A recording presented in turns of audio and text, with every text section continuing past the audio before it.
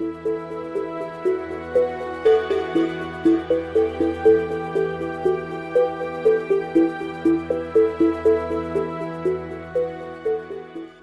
terms of how 4K will be adopted in the consumer market space, I think we can look back at basically how broadcast and the size of TV screens have evolved over the last several decades.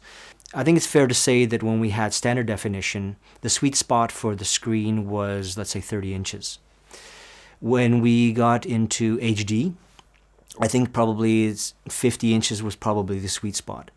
Now getting into 4K, we're seeing signs that possibly 80 inches will be the sweet spot for 4K technology. At the moment, we may look at it from the standpoint, why would I want an 80-inch screen? 50 inches fine. But even in the days when 30 inches was fine, 50 inches seemed to be large. And likely, as we move forward, the subscribers will have new expectations in terms of sizes of the screen.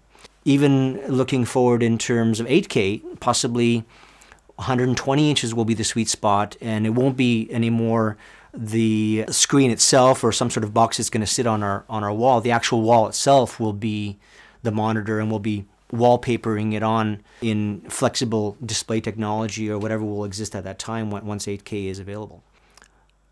The size of the screen is a factor, and the bigger the screens that we get used to, the more resolution we're expecting. So that's really, I think, one of the driving forces is that as we're becoming acclimated to higher resolutions and Apple comes out with a Retina display, we're getting used to the fact that we want better resolution on our tablets, on our phones, and the same thing will apply once we get to the television sets. So I think one of the areas that we need to consider is, where will consumers see 4K first? And I think it's fair to say that they'll probably be experiencing 4K on the internet. One of the questions at the moment is whether we'll be seeing 4K on a physical medium, whether it's some sort of next version of Blu-ray, or whether Blu-ray disc will be the final frontier for physical, and actually everything will be going online, which is another open question at the moment. Another question is whether we actually have 4K content to view. And it's a chicken and an egg scenario. So if we were considering that the chicken is the actual display technology and the actual technology available for viewers and consumers, then the second question is, where's the content? At the moment, there is a lot of 4K content, but the consumers just don't have access to it. If we consider the fact that RED digital cameras came out in 2006 with the RED 1, a 4K camera, then they had the Epic, which was 5K. Now they have the Dragon, which is a 6K camera.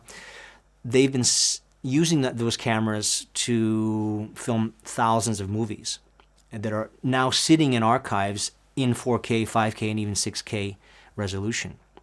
But at the same time, we have a lot of companies that have digitized film archives in 4K.